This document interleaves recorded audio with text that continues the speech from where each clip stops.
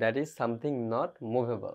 আরেকটা হচ্ছে লেখার সরঞ্জাম, যেটা আমরা অনেক খাতা কলম বা বইয়ের দোকানে দেখে থাকি, কিন্তু আমরা কি জানি মিষ্টান্নর ইংরেজিও কিন্তু ডিজার্ট। এই কমপ্লিমেন্ট দেখেই কিন্তু আমরা মনে করব এটা সম্পর্ক হতে পারে, আবার প্রশংসাও হতে পারে।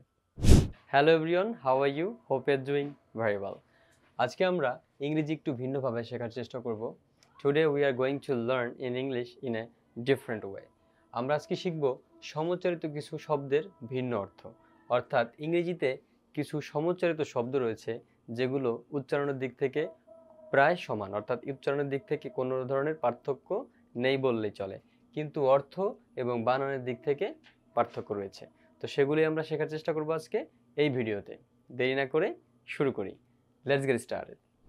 প্রথমেই আমি লিখেছি গ্রহণ করা, তারপরে লিখেছি ব্যতীত অথবা ছাড়া। আমরা জানি গ্রহণ করার ইংরেজি হচ্ছে অ্যাকসেপ্ট, অ্যাকসেপ্ট, আর ব্যতীত হচ্ছে অ্যাকসেপ্ট। তাহলে আমরা যদি একটু খেয়াল করি যে দুটি শব্দই কিন্তু অ্যাকসেপ্ট, অ্যাকসেপ্ট, অ্যাকসেপ্ট। এখানে উচ্চারণের দিক থেকে কিন্তু কোনো ধরনের পার্থক্য নেই বললেই চলে, কিন্তু বানানের দিক থেকে অনেক পার্থক্য রয়েছে এবং অর্থের দিক থেকেও পার্থক্য রয়েছে। একটা হচ্ছে অ্যাকসেপ্ট গ্রহণ করা, আরেকটা অ্যাকসেপ্ট হচ্ছে ব্যতীত অর্থাৎ ছাড়া। যেমন যদি আমরা একটু সেন্টেন্স এক্সাম্পল দেখি, যেমন I will accept your challenge, I will accept your challenge, আমি তোমার চ্যালেঞ্জ গ্রহণ করব। আর এটা দিয়ে যদি আমরা সেন্টেন্স মেক করতে চাই যে accept this challenge, I will talk to you, এই চ্যালেঞ্জ ছাড়া আমি তোমার সাথে কি বলবো, কথা বলবো। তাহলে আমরা এই অ্যাকসেপ্ট আর এই অ্যাকসেপ্টের পার্থক্য কিন্তু এখানে ভালোভাবে বুঝতে পারলাম। তারপরে হচ্ছে প্রভাব, আরেকটা লিখেছি প্রভাবিত করা। তাহলে প্রভাবের ইংরেজি হচ্ছে ইফেক্ট, ইফেক্ট, আর প্রভাবিত করা হচ্ছে অ্যাফেক্ট। দুটির উচ্চারণ কিন্তু প্রায় সেম, একটা হচ্ছে ইফেক্ট আর আরেকটা হচ্ছে অ্যাফেক্ট, কিন্তু অর্থের দিক থেকে পার্থক্য রয়েছে এবং বানানের দিক থেকেও পার্থক্য রয়েছে। এই শব্দগুলো যখন আমরা বাক্যে ব্যবহার দেখি, ইংরেজি সেন্টেন্সে দেখি, যদি আমাদের বানানগত দিক থেকে, অর্থগত দিক থেকে যদি আমাদের ব্যবহার শেখা না থাকে, জানা না থাকে, তাহলে কিন্তু আমরা এই শব্দগুলো কি করব, ভুল করে বসবো। অর্থাৎ বাক্যে আমরা দেখা মাত্রই এটা আলাদা পার্থক্য যে রয়েছে সেটা কিন্তু আমরা ফাইন্ড আউট করতে পারবো না। সো আমাদের অর্থ, বানান এবং উচ্চারণও সঠিকভাবে জানতে হবে। তারপরে লিখেছি সম্পূরক, আরেকটা লিখেছি প্রশংসা। সম্পূরক, আরেকটা লিখেছি প্রশংসা। এই সম্পূরকের ইংরেজি হচ্ছে কমপ্লিমেন্ট, কমপ্লিমেন্ট, আর এই প্রশংসার ইংরেজি হচ্ছে কমপ্লিমেন্ট।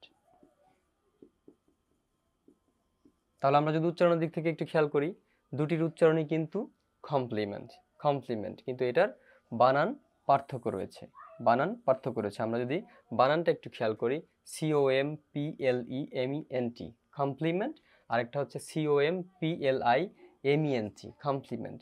আমরা কিন্তু এই কনফিউজিং ওয়ার্ডগুলো অনেক ক্ষেত্রেই ভুল করে থাকি, এটার সঠিক ব্যবহার আমাদের না জানার কারণে। সঠিক ব্যবহার না জানার কারণে আমরা কিন্তু ভুল করে বসি। এই কমপ্লিমেন্ট দেখেই কিন্তু আমরা মনে করব এটা সম্পর্ক হতে পারে, আবার প্রশংসাও হতে পারে, কি তাই না? তাহলে আমাদের কি করতে হবে, ব্যবহার সঠিকভাবে জানতে হবে। তাহলে এই কমপ্লিমেন্ট হচ্ছে সম্পর্ক, আরেকটা কমপ্লিমেন্ট হচ্ছে প্রশংসা। আমরা অনেক সময় বলে থাকি thank you for your compliment, তোমার প্রশংসার জন্য তোমাকে ধন্যবাদ, আমরা কিন্তু অনেক সময় এরকম বলে থাকি। তাহলে আমাদের এই পার্থক্যগুলো জানতে হবে। তারপরে লিখেছি মরুভূমি, আরেকটা লিখেছি মিষ্টান্ন। আমরা জানি মরুভূমির ইংরেজি ডিজার্ট, ডিজার্ট, কিন্তু আমরা কি জানি মিষ্টান্নর ইংরেজিও কিন্তু ডিজার্ট, DESSERT, ডিজার্ট, ডিজার্ট, মরুভূমি, আরেকটা হচ্ছে ডেজার্ট, ডেজার্ট। তাহলে এখানে কিন্তু বানানের দিক থেকে অনেক পার্থক্য রয়েছে, কিন্তু উচ্চারণের দিক থেকে পার্থক্য নেই বললেই চলে। তারপরে লিখেছি প্রধান, তারপরে লিখেছি নীতিবাক্য। আমরা জানি হেড অফ স্কুল, আমরা বলতে পারি যে head of school is called principal. তাহলে প্রধানের ইংরেজি হচ্ছে প্রিন্সিপাল, প্রিন্সিপাল। আমাদের বানানটা খেয়াল রাখতে হবে, আসলে কোনটা নীতিবাক্য এবং কোনটা প্রধান হিসেবে আমরা ব্যবহার করব বা প্রিন্সিপাল হিসেবে, অধ্যক্ষ হিসেবে আমরা ব্যবহার করব। আর এটা হচ্ছে নীতিবাক্য, নীতিবাক্যের ইংরেজি হচ্ছে প্রিন্সিপাল। আমাদের খেয়াল রাখতে হবে, আমরা স্পেলিংটা আমাদের খেয়াল রাখতে হবে, কারণ উচ্চারণ যেহেতু সেম, আমাদের স্পেলিংটা মনে রাখতে হবে। একটা হচ্ছে প্রিন্সিপাল, PRINCIPAL, প্রিন্সিপাল, আর একটা হচ্ছে PRINCIPLE, প্রিন্সিপাল। তাহলে আমাদের বানানটা কিন্তু খেয়াল রাখতে হবে যে আসলে বানানটা কোন ক্ষেত্রে কোন বানানটা ব্যবহার হবে, স্পেলিংটা আমাদের মনে রাখতে হবে। তাহলে দুটি প্রিন্সিপাল কিন্তু উচ্চারণের দিক থেকে এক হলেও অর্থের দিক থেকে পার্থক্য রয়েছে। একটা হচ্ছে প্রধান আর একটা হচ্ছে নীতিবাক্য, একটা হচ্ছে প্রধান আর একটা হচ্ছে নীতিবাক্য।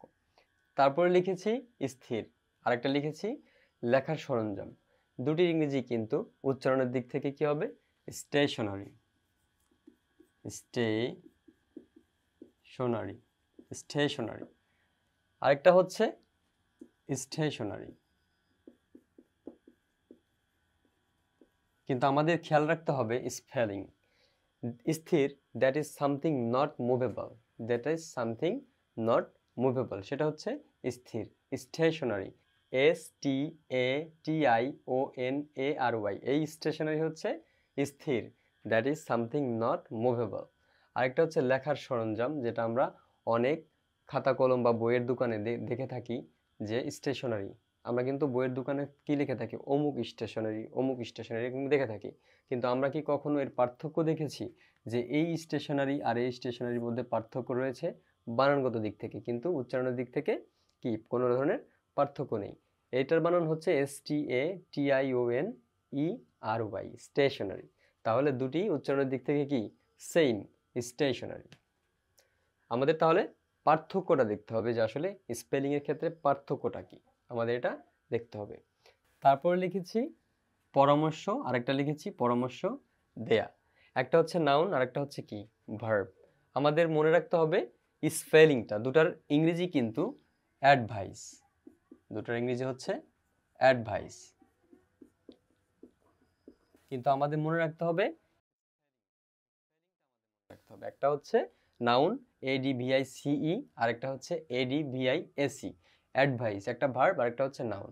এই দুটি আমাদের পার্থক্য মনে রাখতে হবে, কিন্তু উচ্চারণের দিক থেকে কিন্তু এই দুটার কোনো পার্থক্য নেই। রয়েছে কি বানান এবং অর্থগত দিক থেকে পার্থক্য রয়েছে। আচ্ছা, তারপরে লিখেছি নিশ্চিত করা, আরেকটা লিখেছি বীমা করা। একটা হচ্ছে নিশ্চিত করা, আরেকটা হচ্ছে বীমা করা। দুটার ইংরেজি কিন্তু প্রায় একই রকম। একটা হচ্ছে এনশিওর, আরেকটা হচ্ছে ইনশিওর। একটা হচ্ছে এনশিওর, আরেকটা হচ্ছে ইনশিওর। তাহলে এখানেও কিন্তু আমরা খেয়াল করলে দেখব যে উচ্চারণের দিক থেকে তেমন পার্থক্য নেই, কিন্তু রয়েছে কি বানানগত দিক থেকে পার্থক্য এবং অর্থগত দিক থেকে পার্থক্য।